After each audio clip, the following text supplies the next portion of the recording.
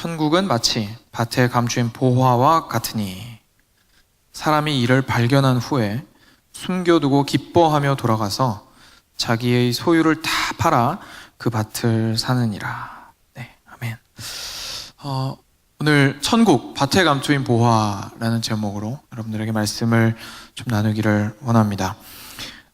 수많은 사람들이 예수님을 찾아왔습니다. 예수님께서 바닷가에서 앉으시자 사람들이 저분께 말씀을 꼭 들어야겠다 생각을 하고 사람들이 하나 둘씩 모이게 되어서 굉장히 많은 사람들이 앞에 모이게 되었고, 예수님께서는 너무 사람이 많아서 잘 아시다시피 육지에서는 어떻게 말씀을 전하실 수가 없어서 호숫가로 배를 오르셔서 잠깐 떨어뜨려서 이렇게 배를 저어서 가까운 곳으로 나아가셨습니다. 그리고 거기서 예수님께서 천국에 관한 놀라운 비유들을 7개 우리에게 알려주셨습니다. 오늘 저희가 읽었던 본문은 굉장히 짧은데 그 중에 5번째 등장하는 천국 비유입니다.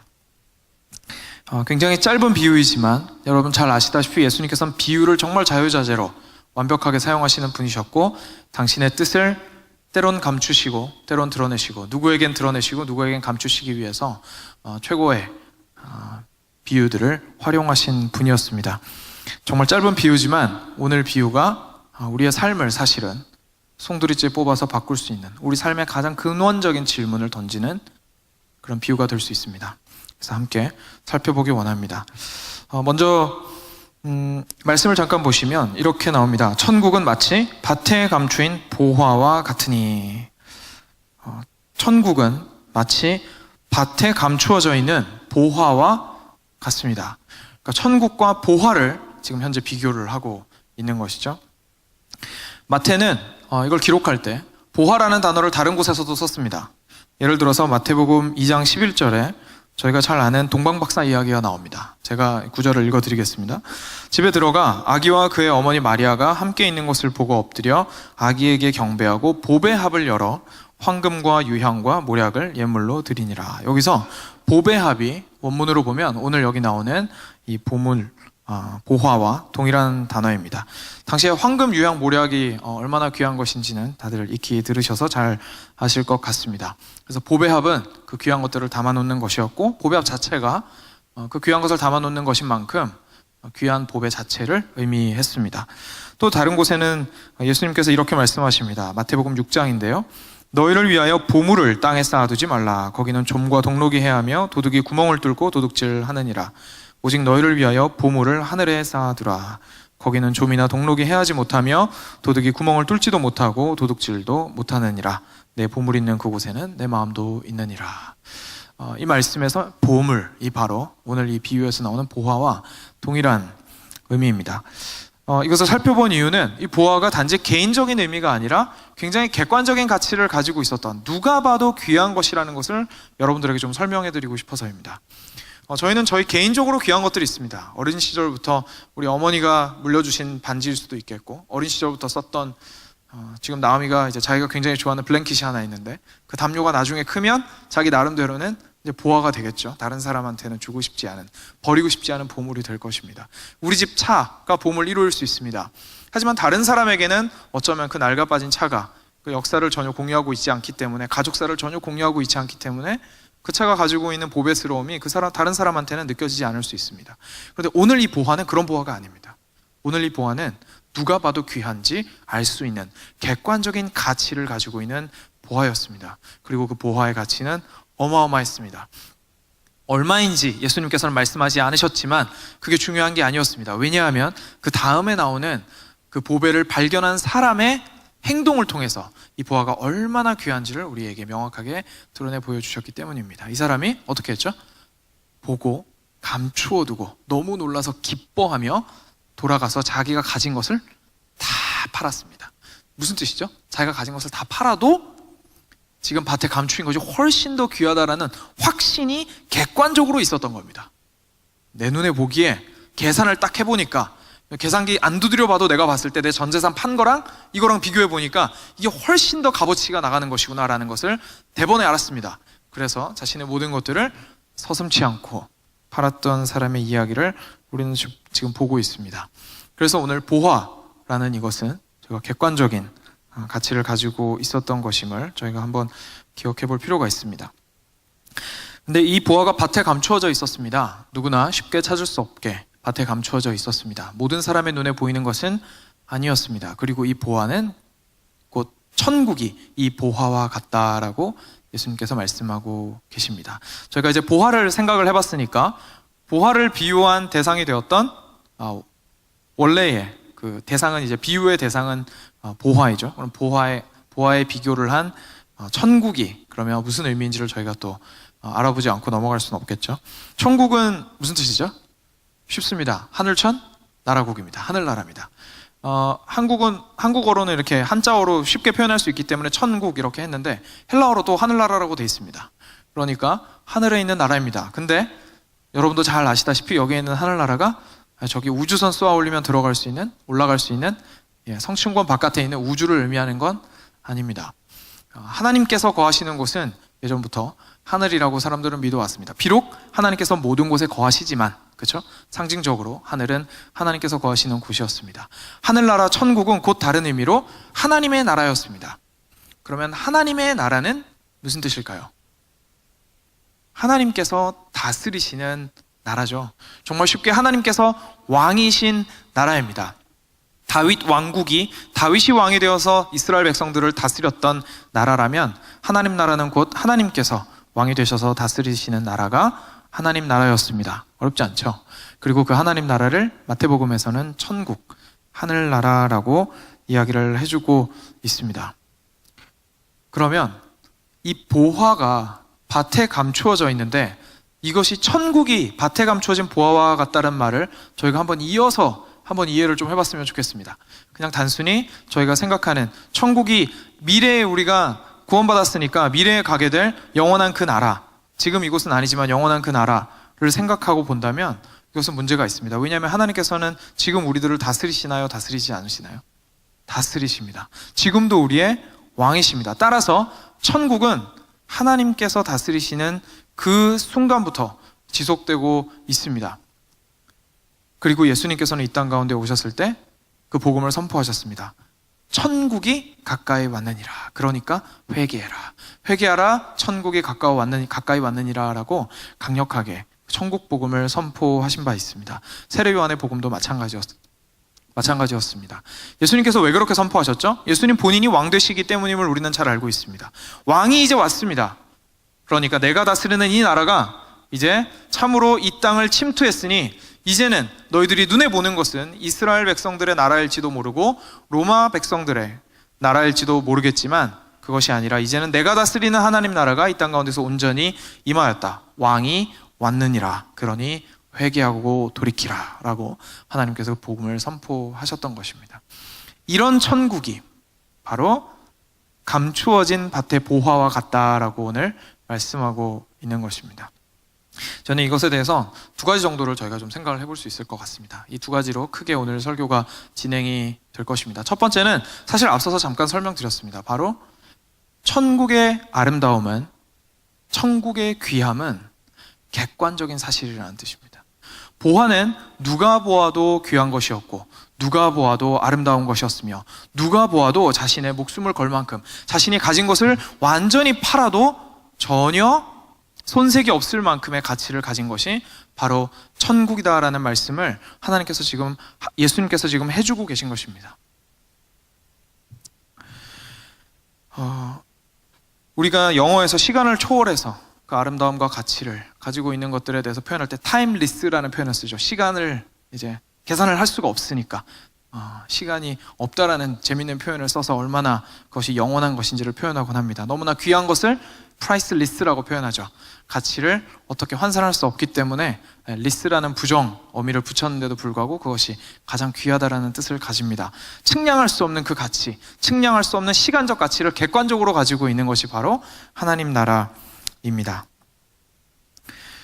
뿐만 아니라 천국이 이 땅 가운데 임했다라는 사실도 객관적인 사실입니다. 천국이 귀하다는 것이 내가 어떻게 천국을 생각하느냐에 따라서 좌지되지 않을 뿐만 아니라 천국이 이 땅 가운데 왔다는 것도 현실입니다. 왜냐하면 예수님께서 실제로 이 땅 가운데 오셔서 왕으로서 통치하시는 그 복음이 2000년 전에 이스라엘 팔레스타인 땅에서 선포되었고 실제로 예수님께서 십자가를 지시고 그리고 새롭게 부활하심으로 3일 후에 부활하심으로 그 왕국을 완전히 세우셨기 때문입니다. 사탄의 나라를 무너뜨리시고 이 땅 가운데 지속적으로 우리에게 성령을 통해서 역사하시며 확장시키고 계시기는 하지만 일단 그 완벽한 나라의 승리는 그때 예수님께서 오셔서 찍으셨습니다. 그러니까 우리가 어떻게 생각하든지 간에 하나님의 나라는 이 땅 가운데 임했고 하나님의 나라는 확장되고 있으며 하나님의 나라는 우리 가운데서 역사하고 있다는 사실, 그리고 하나님의 나라는 그 가치는 너무나 귀하고 그 어떤 것과도 비교할 수 없는 것이다라는 사실은 오늘 말씀을 통해서 저희가 알 수가 있습니다.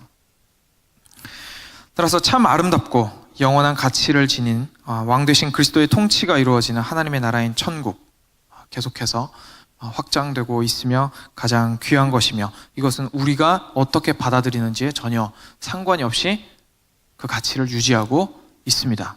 문제는 그러면 어디에 있죠? 밭에 감추어진 그 보화를 발견하지 못한 사람들에게 있습니다. 제가 왜 목사님 이렇게 뻔하게 들리는 말씀을 하시나요? 라고 저한테 혹시나 질문하실지 모르겠습니다. 당연한 거 아닌가요? 객관적 사실인 거 맞습니다. 귀한 거 누가 모릅니까? 라고 질문하실 수도 있습니다. 제가 이 사실을 강조드리는 이유가 있습니다. 왜냐하면 천국의 아름다움은 내가 아름답게 보는 만큼만 아름다운 것이 아니기 때문입니다. 그런데 우리는 개인주의적인 사회에 살고 있으면서 이 진리가 나에게만 진리인 것처럼 생각하는 경향이 생겼습니다. 이 진리가 나에게만 아름다우면 되는 것처럼 생각하는 경향이 생겼습니다. 사실은 하나님께서는 모든 이에게 아름답게, 모든 이에게 가치 있게, 모든 이들을 온전하게 다스리시기 위해서 하나님의 나라를 이 땅 가운데 임하셨습니다. 그리고 그것을 아름답다고 보는 사람과 보지 못하는 사람이 생겼던 것이지, 나에게는 진리이고 당신에게는 진리가 아니고, 나에게는 귀한 것이고 당신에게는 귀한 것이 아닐 수도 있습니다가 아닌 것입니다. 이것은 우리 모두에게 귀한 것이어야 함에도 불구하고 우리가 보지 못하고 있는 것이 우리의 문제입니다. 그래서 이 부분을 먼저 좀 강조를 드렸습니다. 그럼 이제 두 번째입니다. 첫 번째는 하나님의 그 나라에, 하나님의 통치하심에, 하나님의 다스리심에 그 가치가 얼마나 아름다운지는 변하지 않는 객관적인 사실입니다. 그럼 두 번째입니다. 그럼 주관적인 거는 전혀 관련이 없나요? 제가 어떻게 그 나라를 생각하는지는 아무런 의미가 없고 중요하지도 않나요? 물론 아니죠.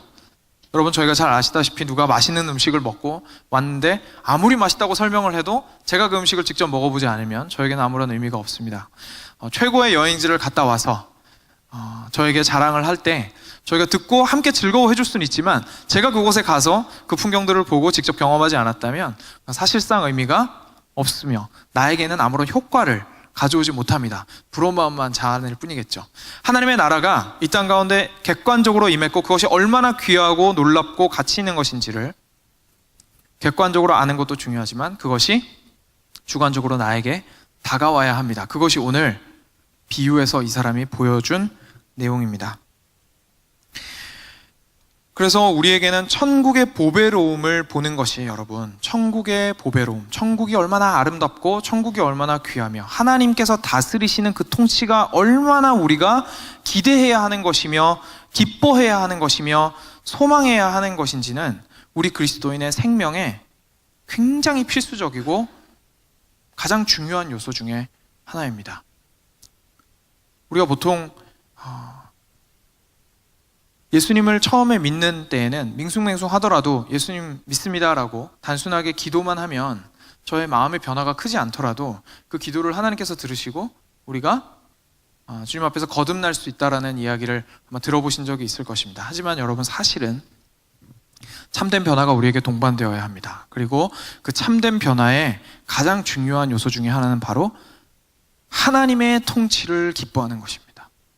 하나님께서 우리를 다스리시는 것을 아름답게 보는 것입니다. 하나님께서 다스리시는 그 나라를 보배라고 인식하는 것이 반드시 따라와야 합니다.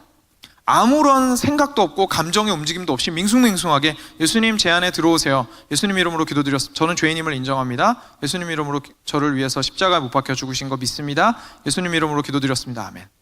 했다고 해서 예수님께서 그냥 쏙 하고 들어오시는 티켓 발급 같은 밴딩머신이 아닙니다. 하나님께서 우리가 온전히 하나님을 받아들였다면 우리 안에 가장 먼저 있어야 하고 언제나 있어야 하는 그 변화와 지속되는 성장은, 확장은 무엇이냐면 바로 하나님의 나라, 곧 하나님의 통치하심이 나의 삶 가운데, 그리고 나아가서 우리 교회와 온 나라와 온 우주 가운데 온전히 임하는 것을 기뻐하고 즐거워하는 마음이 생기는 것입니다.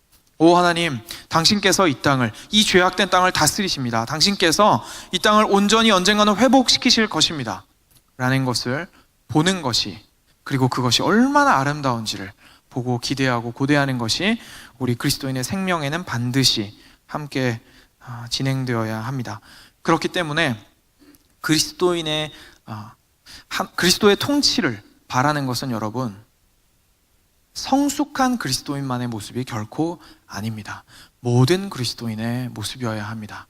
그래서 우리는 우리 자신을 사실 항상 돌아보아야 합니다. 과연 나는 첫 번째 내가 예수님을 믿었다고 생각했던 그 순간 이후로 나는 과연 하나님께서 내 삶을 다스리신다라는 그 사실, 하나님께서 나를 천국 백성 삼아주셨다라는 그 사실, 그리고 하나님께서 다스리실 그 나라, 전지하시고 전능하시며 사랑과 긍휼이 무궁하고 무한하신 그 왕이신 하나님께서 다스리시는 그 나라가 지금부터 시작해서 삶에서 영원토록 지속될 텐데, 그것이 얼마나 아름답게 보이는지, 그리고 그것이 얼마나 내 삶에 영향을 미치고 있는지, 그것이 우리에게 굉장히 큰 질문거리가 되어야 합니다. 그것이 우리의 생명의 근원에 위치해 있기 때문입니다. 오늘 비유에서 이 사람은 땅에서 보화를 발견을 했습니다. 아마 우연히 발견했던 것 같습니다. 그렇죠? 곡괭이질 하다가 아마 캉 하고 소리가 나서 아마 그렇게 발견을 했는지도 모르겠습니다. 그런데 여기서 성경은 이렇게 얘기합니다. 그가 기뻐하며 돌아가서 전부 자신의 소유를 팔아버렸다라고 적고 있습니다. 그리고 다시 돌아와서 그 보화가 묻힌 땅을 다 사버렸습니다. 엄청난 일입니다. 어찌 보면 바보 같아 보이는 일입니다. 무모해 보이는 일입니다. 그런데 이 사람은 할 수 있었습니다. 앞서 말씀드렸던 것처럼 그 보화는 너무나 그에게 그 가치가 확실한 것이었고, 더불어서 그 보화의 가치가 얼마나 대단한지를 스스로 확실하게 알게 되었고 그것에 감탄했기 때문입니다. 그래서 그 모든 것들을 팔 수 있었습니다. 근데 여기에 기뻐하다라는 표현이 나옵니다. 그래서 우리 기뻐하다라는 표현을 함께 좀 살펴봤으면 좋겠습니다. 여기서 기뻐하다라는 표현은 사실 어디로부터, 영어에서는 이제 out of라는 표현이 있죠. 어디로부터 이렇게 나오는 그런 의미가 같이 붙어 있습니다. 그런 전치사가. 그런데 이런 용법이 신약에 놀랍게도 자주 등장하지가 않아요. 오늘 본문을 포함해서 딱 3군데 나옵니다. 그래서 오늘 본문에서 나오는 이 기뻐하다가 기쁨으로부터, 기쁨이 우러나와서 그 밭을 샀더라라는 말씀이고요. 2군데가 더 나오는데 제가 소개해 드리겠습니다. 한 군데는 누가복음 24장에 나오는데 이 말씀입니다. 이 말씀을 하시고 손과 발을 보이시나 그들이 너무 기쁨으로 아직도 믿지 못하고 놀랍게 여길 때에 이르시되 여기 무슨 먹을 것이 있느냐 하시니. 무슨 얘기죠? 예수님께서 부활하셨습니다. 예수님께서 3일 만에 십자가에 분명히 죽으시고 완전히 생명이 끊기신 그 예수 그리스도께서 3일 이후에 부활하신 이후에 제자들에게 그 모습을 보이셨습니다. 제자들이 보고 너무나 놀란 거예요. 어떻게 이런 분이 있을 수 있는가? 어떻게 이 놀라운 일이 발생할 수 있는가? 라는 일에 대해서 놀라움과 감탄과, 그리고 그 일을 온전히 이루신 예수님과 그리고 행하신 하나님을 찬양하는 그 마음이 그 마음 가운데서 우러나왔습니다. 도저히 그 몸을 어찌 움직일 수 없는 그 기쁨이 그들을 사로잡았습니다. 그것이 바로 이들이 보여주었던 그들이 너무 기쁨으로 아직도 믿지도 못하고, 그 기쁨이 바로 오늘 비유에 등장하는 그 기쁨과 동일한 기쁨이었습니다. 한 군데 더 소개해 드리겠습니다. 이렇게 3군데밖에 없는데 사도행전 12장입니다. 헤로드 왕이 사도 베드로를 감옥에 가둬버렸습니다. 네, 천사가 나타나서 베드로를 감옥에서 꺼내주죠. 그리고 베드로가 곧장 사도들이 모여있는 곳으로 갑니다. 그리고 베드로가 대문을 열심히 두드리는데 그때 누가 나왔죠? 로데라는 꼬마아이가 나왔습니다. 로데라는 꼬마아이가 베드로 목소리 딱 듣고 베드로인지 바로 알았습니다. 그리고 로데가 문을 안 열어주고 너무 놀란 나머지 뒤로 돌아갔습니다. 이때 로데를 표현하는 그 표현이 바로 여기에서 나오는 기쁨의 표현입니다. 로데가 죽은 줄 알았던, 어떻게 이 사람이 살아나올 수 있을까 싶었던, 감옥에 들어갔던 그 베드로가 지금 문 밖에서 두드리고 있는 거예요. 그 기쁨에 너무나 놀라서 로데는 안으로 들어가서 다른 사도들에게 베드로가 왔어요, 베드로가 왔어요 라고 그 기쁨의 소식을 전했습니다. 사랑하는 여러분, 오늘 천국 비유에 등장하는 이 사람은 밭에 감추어진 보화를 발견한 그 기쁨이 죽음에서 부활한 기쁨과 마찬가지였던 것입니다. 자기가 가지고 있는 것이 얼마나 하찮았겠습니까? 지나가다가 얼마나 자신의 삶을 생각하며 괴로울 수 있었겠습니까? 우리도 우리의 삶을 돌이켜 볼 때에 우리의 삶 가운데 너무나 부족한 것들이 많이 있고 실제로 필요한 것들이 많이 있고 필수적인데도 불구하고 우리가 많이 부족한 것들이 있을 수 있습니다. 행여나 그렇지 않다 하더라도 잘 나가고 있는 것 같았는데 많은 어려움들이 있을 수 있고 저희들에게 고통과 고난은 언제든지 도사리고 있으며 정말 생각지도 못한 때에 죽음을 비롯한 많은 고난들이 우리에게 엄습하게 됩니다. 불청객처럼 찾아옵니다. 항상 우리는 조심할 수밖에 없고 항상 어쩌면 우울한 것이 어쩌면 그것이 더 정상인지도 모르는 세상을 살아가고 있는지 모르겠습니다. 죽어 있는 것 같은 그 삶에서 자신의 인생 전체의 모든 문제를 해결하고도 남을 수 있는 양의 보화를 발견했다고 생각해 보십시오. 현재 내가 가지고 있는 모든 문제를 해결하고도 남을 만큼의 완전히 내가 가지고 있는 것을 다 팔아치워서 내가 가지고 있는 이 땅을 산 이후에 그 보화를 캐낸 이후에 그 보화를 팔면 내가 현재 가지고 있는 빚도 청산할 수 있고 다른 모든 것들을 해결할 수 있고 이후의 삶을 보장받을 수 있을 정도의 보화를 발견했다고 생각해 보십시오. 이 사람은 지금 그런 보화를 발견한 것이었습니다. 말도 안 되는 귀한 것을 발견한 것이었던 겁니다.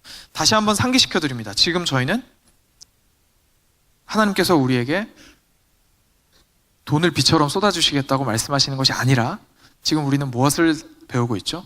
천국에 대해서 배우고 있습니다. 이 사람은 무엇이 그렇게 귀한 것이었습니까? 하나님께서 우리를 통치하시는 것이, 하나님께서 우리의 왕이시라는 그 사실이 이 사람에게는 너무나 감격스러운 일이었던 거예요. 예수님께서는 그것을 비유하고 계신 겁니다.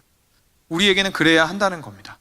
하나님께서 우리를 다스리시고 하나님께서 우리와 함께 하시며 하나님께서 우리의 왕이 되신다라는 그 사실이 과연 우리에게 얼마나 귀하게 다가오고 있습니까? 얼마나 아름답게 다가오고 있습니까?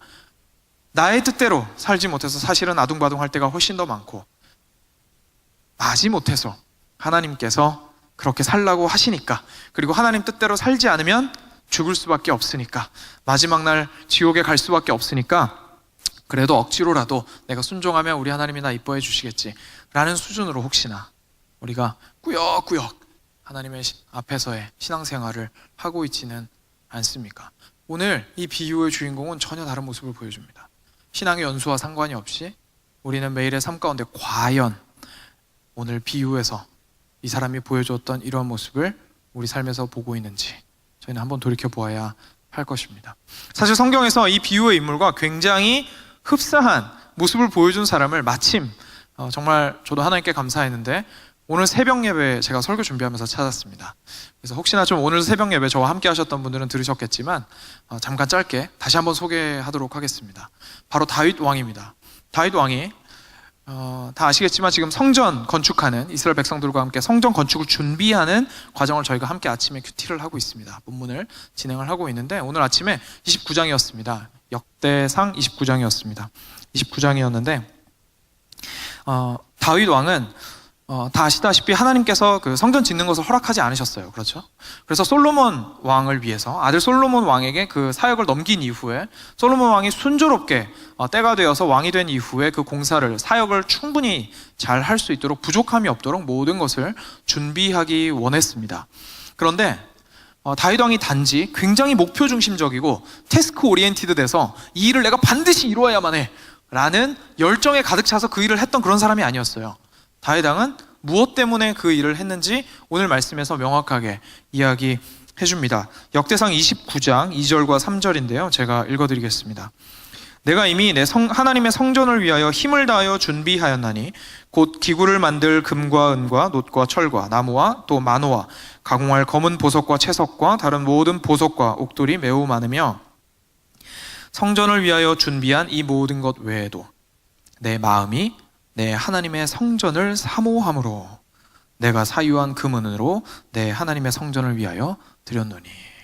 다윗 왕이 이것을 드렸던 이유는 그 마음이 하나님의 성전을 깊이 사모했기 때문이었습니다. 여러분, 많은 경우에 이것을 가지고 굉장히 직접적으로 교회 건축이랑 연결을 시켜서 이렇게 생각할 수도 있겠지만 사실은 여기서 우리가 살펴보아야 할 것은 그런 마음이 아닙니다. 다윗이 하나님의 성전을 어떻게 생각했을까요? 다윗에게 하나님의 성전은 어떤 곳이었을까요? 저는 이 부분을 이해하면서 역대상 22장 1절을 항상 염두에 두고 보아야 한다고 생각합니다. 역대상 22장 1절에 다윗이 이렇게 말합니다. 이는 여호와 하나님의 성전이요 이는 이스라엘의 번제단이라. 다윗의 머릿속에는 이게 항상 머리에 있었습니다. 솔로몬을 위해서 이 사역을 준비하는데 다윗의 머리에 항상 있는 것이 있었으니 바로 내가 지금 짓기 위해서 준비하고 있는 이 하나님의 성전은 하나님의 성전이며, 첫 번째, 그러니까 주인이 하나님이시라는 거죠. 하나님이 주인이신 성전이며, 두 번째, 이스라엘의 번제단이다 라고 이야기했습니다. 한 가지만 더 말씀드리고 한꺼번에 같이 종합해서 설명을 해드리겠습니다. 이건 오늘 새벽에 제가 좀 나누지 못했던 부분인데 시간 관계상 오늘 방금 읽었던 29장 1절에 다윗이 성전을 어떻게 생각했는지가 또 나옵니다. 1절이 이렇게 나옵니다. 이 공사는 크도다. 이 성전은 사람을 위한 것이 아니요 여호와 하나님을 위한 것이라. 이렇게 나왔습니다. 근데 여기서 저희가 쉽게 지나칠 수 있는 표현이 있는데 바로 이 성전이라는 표현입니다. 근데 이 성전이라는 거 혹시 NIV로 보신 분은 잘 아실 텐데 palatial structure라고 번역이 되어 있습니다. 궁전의 구조라고 되어 있습니다. 왕이 거하는 궁전의 구조라고 되어 있습니다. 하나님을 어떻게 생각한 것이죠? 왕으로 생각한 것입니다. 다윗 왕은 하나님의 성전을 지을 때 확실하게 머릿속에 이 생각들을 가지고 그 모든 작업들을 해나갔습니다. 하나님, 제가 지금 준비하는 이 집의 주인은 주님이십니다. 주님이 거하시는 집이십니다. 그리고 주님이 다스리시는 하나님의 궁전입니다. 하나님의 왕궁입니다. 하나님, 여기서 다스리시옵소서. 그리고 하나님, 저희가 그냥 하나님을 모시는 것이 아니라 저희가 제사를 지내야 되지 않겠습니까? 왜냐하면 하나님께 나아가 하나님과 기쁨으로 교제를 나누기 위해서입니다.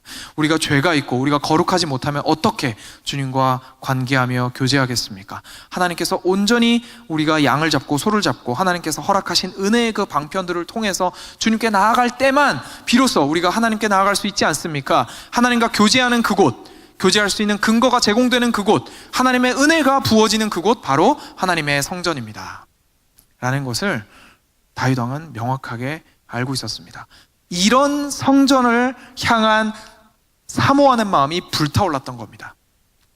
다윗 왕이 성전을 향해서 불타올랐던 그 마음은 성전의 화려함을 향해서 불타오르는 마음도 아니었고, 그것을 보고 얼마나 많은 사람들이 와서 자기의 공을 치하할까, 얼마나 많은 사람들이 와서 야, 다윗 왕 진짜 대단하다 라고 그 공로를 박수 쳐줄까 생각하면서 성전을 지었던 것이 아닙니다. 그가 사모했던 것은 오로지 하나님 아버지의 영광이었습니다. 하나님 아버지의 통치 가운데 드러나게 될 하나님 아버지의 영광이었습니다. 아버지, 여러분 생각해 보십시오. 다윗은 왕입니다.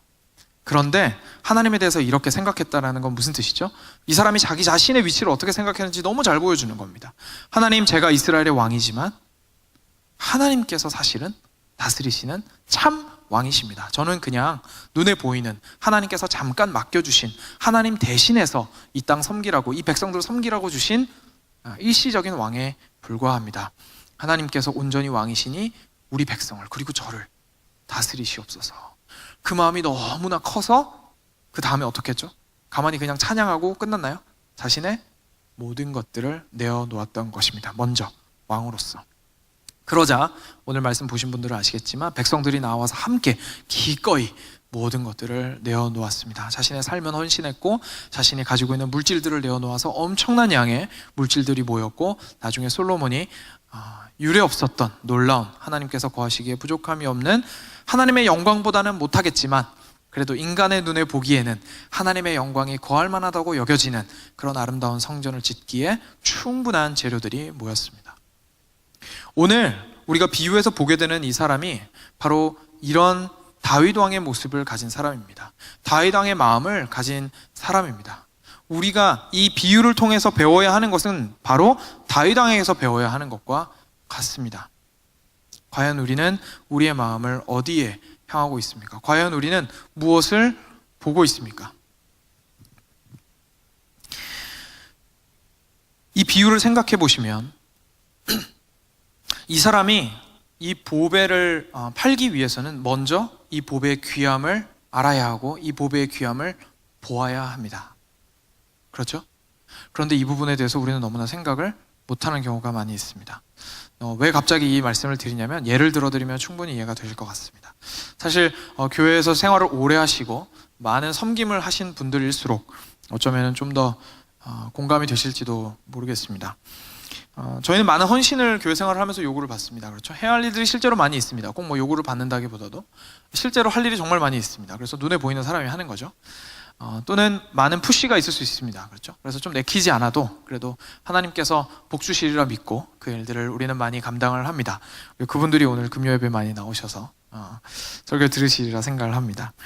저도 여러분만큼은 아니지만 별로 그렇게 오래 살지를 않아서, 하지만 이제까지 신앙생활을 하면서 항상 교회에서 중요한 역할들을 맡아왔습니다. 제가 나름대로 할 수 있는 한. 근데 공교롭게도 제가 좀 많이 힘든 일들이 발생을 해서 대학교, 굉장히 어릴 때죠, 한창 에너지 많을 때인데 제가 번아웃을 처음으로 경험을 했습니다. 처음으로 완전히 고갈이 되었습니다. 제가 아무것도 할 수 없었습니다. 근데 그 번아웃이 되었을 때, 번아웃이 되어가는 과정 속에 저는 알지 못했지만 시간이 지난 이후에 뒤로 돌아보자 제가 깨닫게 된 것이 있었습니다. 번아웃을 하는 과정 속에서 저도 모르게 발견했던 것은 제가 사람들의 격려하는 말에 굉장히 일희일비하고 있었다는 사실이었습니다. 왜 그랬을까요? 번아웃 되기 전에 이미 번아웃의 징조가 있었던 거예요. 네. 이미 완전히 무너질 준비가 저는 되어 있었던 겁니다. 왜냐하면 사람의 격려는 언제든지 사라질 수 있는 것이기 때문에 그렇습니다. 그것이 우리의 동기가 되어서 여기 이 섬김을 하게 될 때에 굉장히 쉽게 우리가 무너지기 쉽습니다. 마음의 동기부터가 제가 사실은 많은 부분이 잘못되었던 것 같습니다. 그리고 그렇다 보니까 다른 사람의 마음에 흡족하게 일을 해야 되다 보니까 마음이 연약한 저로서는 사람들이 부탁하는 거 다 들었던 거예요. 그러니까 일이 많아지죠. 그러니까 지혜롭지도 못했던 겁니다. 그래서 결국은 제가 사람의 그런 격려하는 마음과 사람의 인정을 받고자 하는 강한 열망 때문에 저 스스로도 지혜롭지 못하게 일들을 정리해서 저 스스로가 망가질 때까지 저를 밀고 간 일이 있었습니다. 하나님, 여러분, 우리 모두가 이것이 사실 조금이나마 아마 공감이 되시는 부분이라 생각이 됩니다. 우리는 모두는 번아웃을 경험할 수 있습니다. 그리고 다른 사람의 그렇다고 해서 제가 인정과 이런 것들이 전혀 중요하지 않다는 얘기는 절대 아닙니다. 물론 그것이 교회 안에서 격려로 이어져야 하고 함께 즐겁고 기쁘게 서로를 격려하면서 섬기는 것이 큰 힘이 됩니다. 참 중요합니다. 그런데 제가 말씀드리고 싶은 건 개인적으로 저희가 그 일을 행할 때의 모티베이션입니다. 동기입니다. 그 동기가 과연 어디에 있냐고 말씀을 드리는 것입니다. 과연 그 동기가 하나님의 통치가, 하나님의 다스리심이 내가 현재 하고 있는 이 일을 통해서 조금이나마 확장되는 것에서 참으로 큰 기쁨을 누리시고 있는지를 제가 질문드리고 있는 것입니다. 여러분, 과연 오늘 말씀은 그렇게 우리에게 질문하고 있습니다. 여러분, 과연 내가 하고 있는 이 일이 단지 하나님 앞에서 순종하고자 그냥 꾸역꾸역 하는 것이 아니라 하나님께서 얼마나 아름다우신 분이시고 하나님의 통치가 우리 가운데 온전히 이루어져야 하는데, 그러기 위해서 우리가 온전히 섬기고 온전히 다른 사람을 위해서 먼저 낮아지고 하나님께서 원하시는 거룩한 삶의 모습을 보이며, 또한 때로는 교회의 필요들을 우리가 채워나가는 섬김의 모습들이, 지체로서 섬기는 모습들이 얼마나 필요한지, 그 아름다움과 그 기쁨을 하나님에게서 발견하고 있는지 우리는 한번 질문해 보아야 합니다. 우리는 그런데 제가 여기서 멈추지 않고, 사실 대부분 여기서 멈춥니다. 근데 여기서 멈추지 않고 한 단계 더 나아가겠습니다. 문제가 뭐냐면, 그래서 우리는 이렇게 배웁니다. 여러분, 순종하셔야 됩니다 까지 또 아니고, 많이 지혜롭게 얘기하면 여러분 즐겁게 순종하셔야 됩니다, 이제 이렇게 얘기를 많이 하죠. 그렇죠? 근데 제가 한 번 더 질문하겠습니다. 그럼 어떻게 즐겁게 순종하죠? 여러분 다 아시겠지만 그게 맘대로 되나라는 말이 우리 속에서 나옵니다. 그렇죠? 아니, 어떻게 즐겁게 순종하나? 그게 말처럼 쉬운 게 아니잖아요. 네. 근데 오늘 말씀이 바로 그것을 보여주고 있어서 제가 앞서서 이 말씀을 드린 겁니다. 무슨 말씀이냐면 바로 앞서야 하는 것은 보는 것입니다. 무엇을 보는 것이에요? 귀하다라는 사실을 보는 것입니다. 우리가 구하고 있는 이것이 가장 아름다운 것이며 가장 귀한 것임을 보지 못한다면 우리는 우리의 인생 걸 수 없습니다. 너무나 많은 경우 보았습니다. 이렇게 번아웃이 되었을 때, 자신의 의의를 가지고 지나치게 일을 끝까지 푸시했을 때, 스스로가 번아웃이 되었을 때 때론 분노하거나 때론 완전히 무너집니다.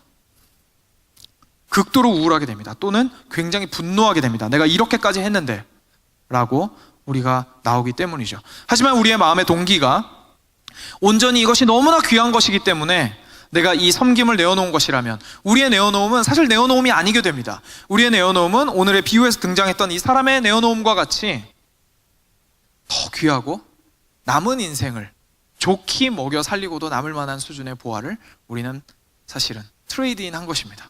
맞바꾼 것입니다. 우리가 가진 것으로. 거기에서 우리의 드림이 나오고, 거기에서 우리의 헌신의 동기가 나오고, 거기에서 우리의 섬김의 기쁨이 시작됩니다. 어떻게 기쁨으로 순종할 수 있겠습니까? 절대 억지로 안 됩니다. 기뻐해야지. 오늘도 힘드네. 기뻐해야지. 기쁨이 그렇게 저희가 생각하는 대로 됐으면 진작에 됐겠죠, 그렇죠? 예, 생각만 자주 하는 사람이면 충분히 기뻤을 겁니다. 아닙니다. 우리가 할 수 있는 것은 단 하나밖에 없습니다. 바로 하나님의 영광, 하나님의 통치의 아름다움을 보는 것입니다. 사실 중요한 한 단계가 남았는데 시간이 오래돼서 짧게만 하고 마무리하고 넘어가도록 하겠습니다. 그래서 핵심적인 부분은 다 말씀을 드렸습니다. 그런데 제가 꼭 한 가지만 더 말씀드리고 싶은 것은 바로 이것입니다. 바로 그러면 어디서 하나님의 통치의 아름다움을 찾을 것인가입니다. 내가 번아웃이 되지 않기 위해서, 내가 기쁨으로 하나님 안에서 성장하고 계속해서 커가기 위해서, 하나님 안에서 놀라운 기쁨을 지속적으로 누리기 위해서 나는 어디에서 그 아름다움을 볼 수 있을 것인가? 그곳은 바로 예수 그리스도의 십자가 위에서입니다. 그곳밖에 없습니다. 왜냐하면 예수 그리스도의 십자가만이 우리를 하나님 앞으로 인도해 주시며, 우리가 스스로 기뻐할 수 없고 스스로 행할 수 없는, 스스로 기꺼이 순종할 수 없는 불완전하고 완전히 비참한 자들임에도 불구하고 예수 그리스도의 십자가로 말미암아 그것이 가능케 되는 곳이기 때문에, 십자가가, 우리는 십자가에서 기뻐할 수밖에 없습니다. 여러분, Old Rugged Cross, 오래되고 완전히 낡아빠진 그 피 범벅이 된 그 십자가가 왜 그리스도인들의 눈에는 아름다워 보입니까? 우리를 하나님 앞으로 인도하는 유일한 길이기 때문에 그렇습니다. 성전이셨던 예수 그리스도께서 다윗 왕이 올바르게 그 성전을 하나님의 성전일 뿐만 아니라 이스라엘의 번제단이라고 여겼던 것처럼, 완전한 하나님의 성전이신 예수 그리스도께서 그 몸을 찢으신 그 십자가는 온전히 영단번에 드려진 번제단이 되었습니다. 그리고 그 번제단만을 통해서 우리는 하나님 앞으로 나아갈 수 있게 되었습니다.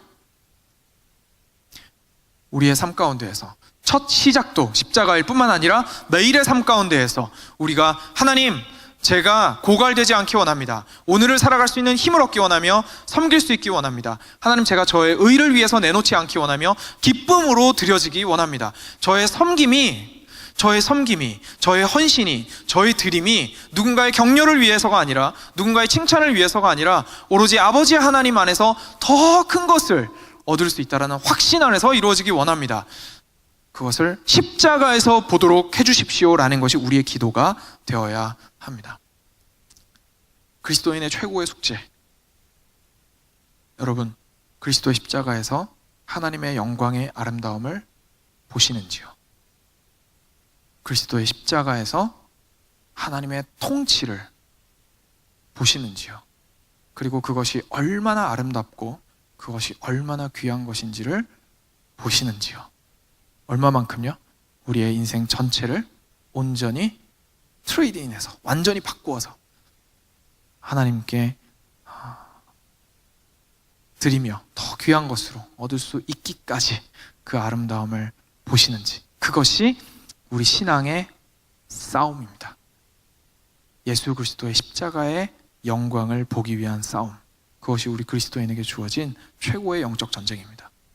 그래서 오늘도 사실 이 십자가에 대한 부분을 조금 더 상세하게 전해드리고 싶었지만 충분히 이해하시리라 생각을 합니다. 그래서 우리 모두, 우리 온 교회가 온전히 예수 그리스도의 십자가에서 아버지 하나님의 통치하심의 아름다움을 바라보고 그것을 고대하고 소망하면서 우리의 삶 가운데 온전히 임하기를 기대했으면 좋겠습니다. 그래서 그 결과로 우리가 무엇을 헌신하든지 무엇을 드리든지 그것이 아까워지지 않았으면 좋겠습니다. 그러한 삶이 우리에게 임하기를 간절히 축원드립니다.